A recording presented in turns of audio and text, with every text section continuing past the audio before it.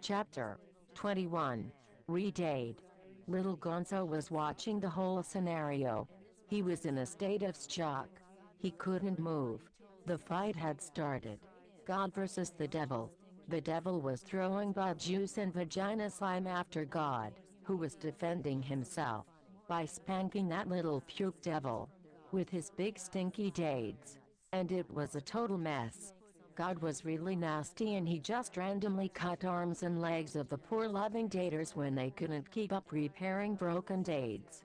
And Gonzo looked at the battlefield and saw real evil for the first time. And this was supposed to be his day. It was his 10th birthday and he'd been looking forward to do all the happy stuff and listen to Rusty's stories and all. But suddenly, in the middle of all that sweet loving and fun, the devil launched the first attack by throwing a nice bucket of butt juice smack dab in the face of God, who had a serious hangover, and he got super pissed off. And they've been fighting ever since. And the little beautiful valley was turned into a crab brown-itched battlefield with limps and humongous wieners and broken dates all over the place. And little Gonzo couldn't do anything. He saw his home and family getting destroyed by evil forces. And never had Gonzo felt so alone. His good friend the Source was on another mission and Gonzo haven't seen him for a while, so he wasn't there to help. When everything was as bad as it could be, our little friend had given up on everything. He fell down on his knees and covered his eyes from the terrible fight, when he felt a big strong nut slapper on his shoulder. He turned around and saw into a pair of nice calm strong eyes. "Hey kid, my name is Jack. Don't worry son, I'll go slap the living nuts out of those assholes. Just stay close to me and Tom, and you'll be safe." And Jack started fighting his way through the battlefield, still with the goddamn biggest boner of all mankind now pointing in all directions like a compass needle on the South Pole, followed by Gonzo.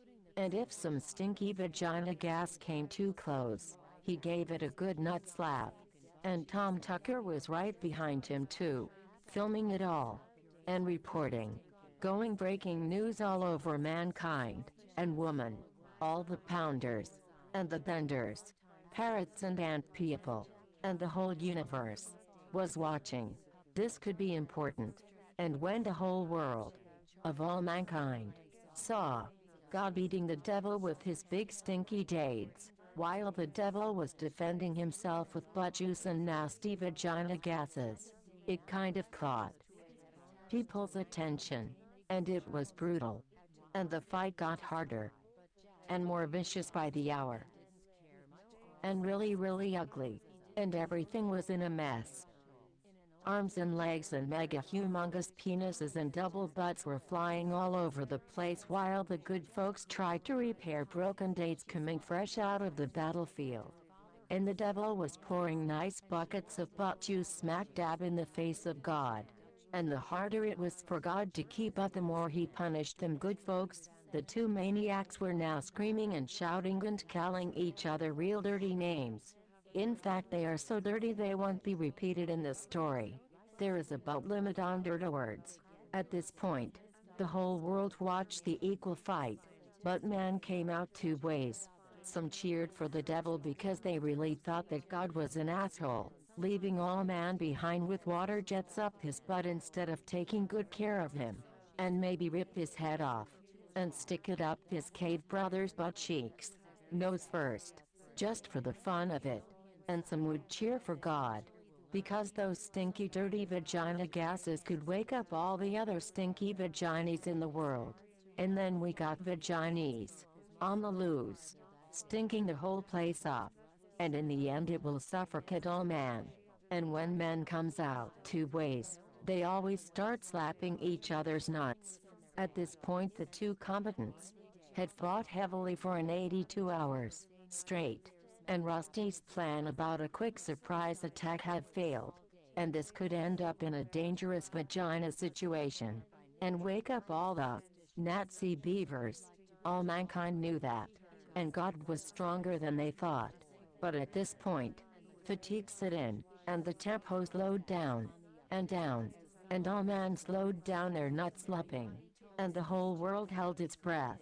Will there come a last blow of a big stinky dade, or a nice bucket of butt juice, to end it all? But there weren't anything left. They both just stood there staring at each other, all covered in butt juice and stinky dades, trying to catch their breath. Silently agreed to call it an even match. The whole world stood still at that moment, because all mankind has known, from since the happy cave days, that it could only mean one thing: a redade. It's a universal law. Everybody knows that. Those guys haven't had a date off in about 6,000 years. And nothing's forever. Maybe something has changed over the years. And the two tired ex-butt buddies now stood on the brink of the big ugly crack smack dab in the middle of the vicious swamps of Vaginia they called the Devil's Anus, looking over the little valley. And mankind, now's the time of truth. There's no dating back in a redade. They both knew that. Right now, right here, for all mankind to see, who's got the biggest balls, God or the devil? Time stood still. Tom Tucker, who still was reporting the event, slowly started a countdown from 10, and the world counted with him. And 4, 3, 2, 1, go. And down goes the pants. And all the excitement is released approximately 1.2 seconds later, in the biggest worldwide mass hysterical monster laugh ever in the whole world of mankind. 'Cause God's nutsack looked like a couple of those tiny shrinky grapes in a bunch that's never really going to be grapes. At first you couldn't even see them, because of the mega penis he designed himself. But behind that you could see those tiny little shrinky wannabes. And as people later said, if you ain't laughing, you just ain't human. And all humanity laughed. It seemed like during all those years, showing off his fake balls, he didn't have time for his own dingle sack. And those need attention on a daily basis with a nice little scratch once in a while. And it's a fact. All man knows that. But God forgot about all that. And those, once so fine and shiny, well-trimmed, shaved, waxed and oiled premium God nuts, felt sad, and got sick, from loneliness, and slowly dried up. And what all man, since the good old Homa caves know, the lowest you can sink, is to trade your balls for a show-off. That's the worst of the worst pussies ever. A man's balls are a man's balls. You can lose a couple of ears, or a nose, or the whole face for that sake, due to a miscalculation handling a blender, but not his balls. No sir.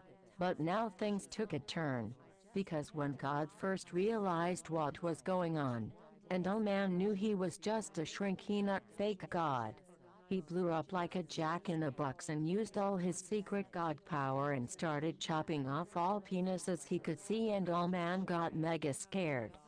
God was in a total rage.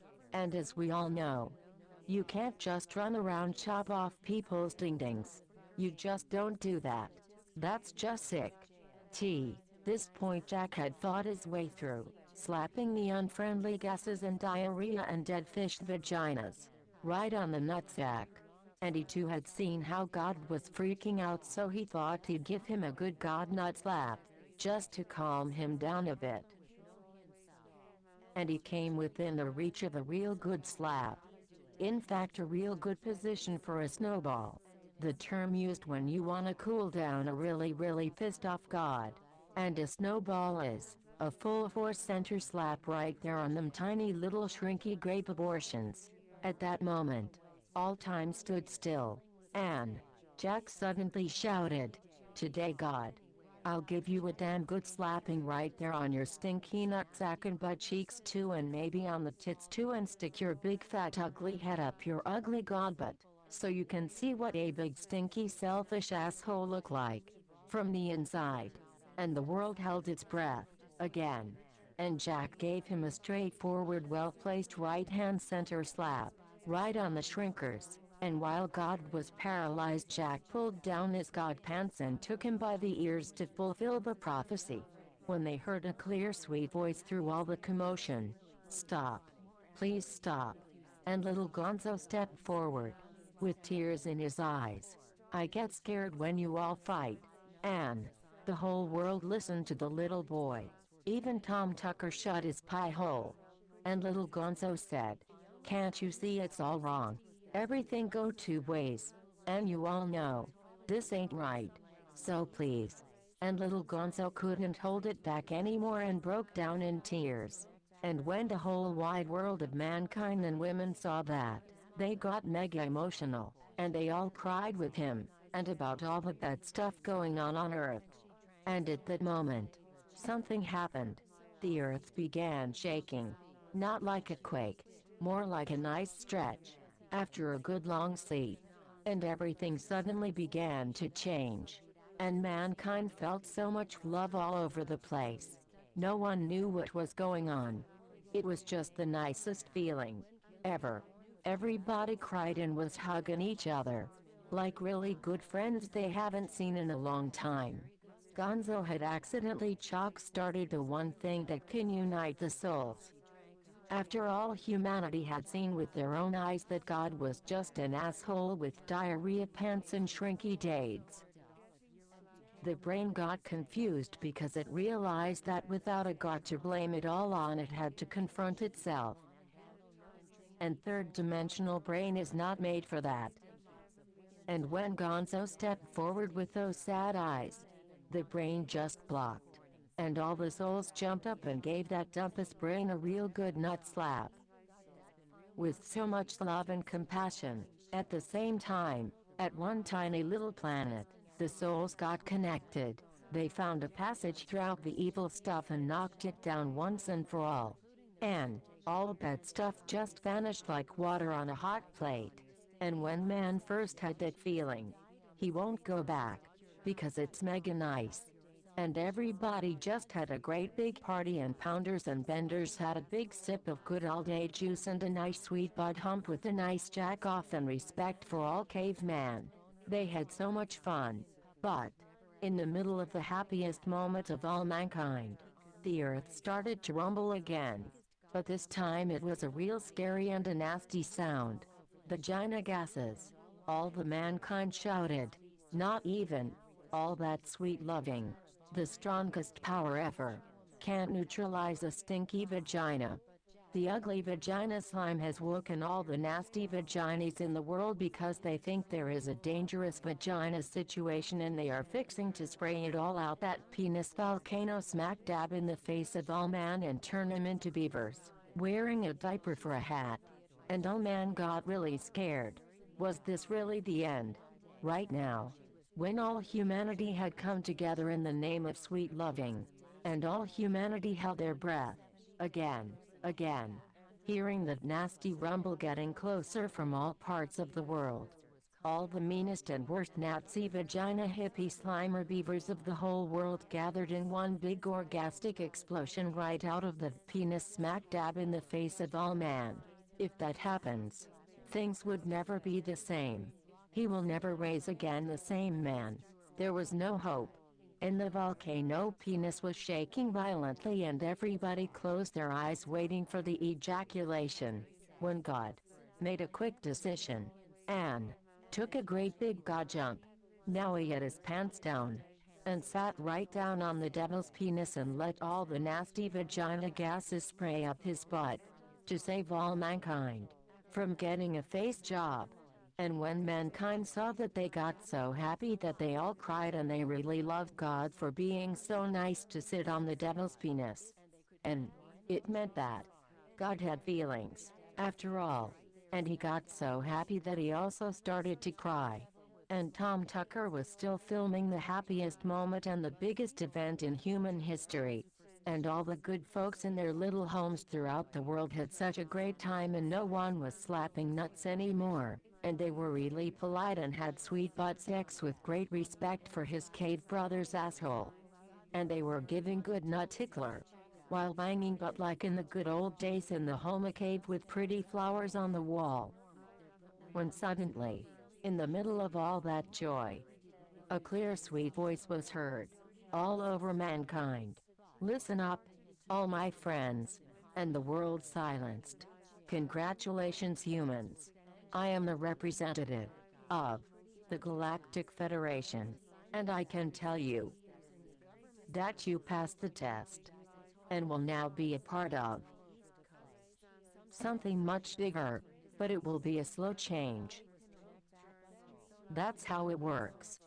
But for now, you have shown the universe that you are ready to move into the next dimension.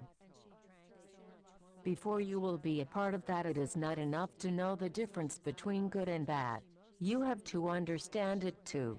And the whole world was listening very carefully. And the voice kept on.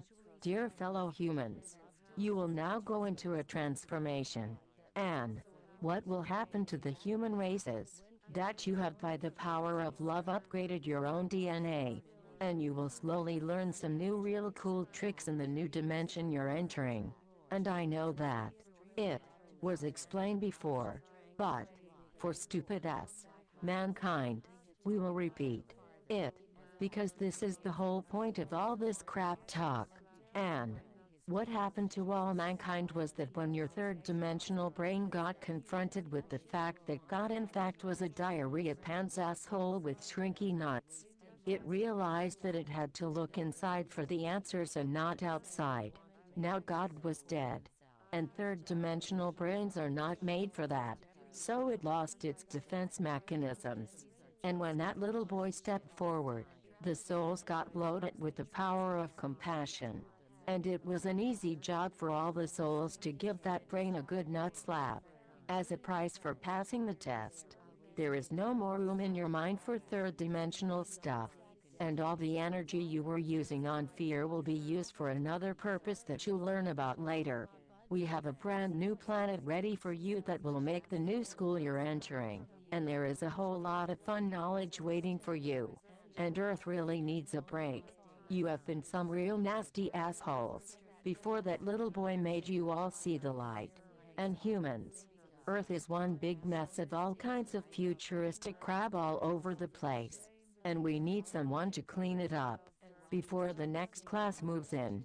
Since greed was the one factor that caused all the pollution, the amount of money you have at this point in time decides how long you'll have to stay back and clean up. $1 a day might be fair. So if you have $100 million, you'll have to clean up 100 million days. Some may disagree with the decision, and you have to excuse us. But that part is one of the funny things about being rulers of the universe. And all the rich dudes looked really sad, because everybody wanted to move to that new fancy love planet as soon as possible, because they could all see that it would be real nice with a place with no fear. So the transition will go after money. We will ship out all the poor people first. It's those who needs the most help and care. But you all have to be patient. This is a last-moment rescue. All the universe have followed you intents to see how far you would go towards self-destruction. And we were very close to flood the place before you made permanent damage to the planet. And you would have gone all the way if it wasn't for that little boy that made the souls find the power of connection, so it could give them third-dimension monsters a really good nut slap. It's a universal law that if you have experienced the full love of the fifth dimension, you can't go back. It just don't make sense anymore. So consider yourselves lucky. The voice continued. It's the first time in the history of everything that a thing like this have happened. I personally lost a $200 bet. And you, the Head Pounders, Council of 12, who was fixing to let all mankind choke on his own crap. The worst assholes ever. We played you all along. For all mankind to be able to see love as the answer, we had to push him to the edge. And you, dear Pounders, did an excellent job. And for that, we respect you. And to show our gratitude, we'll let you be the last to leave. So you better start using your organizing talents to speed up the cleaning process.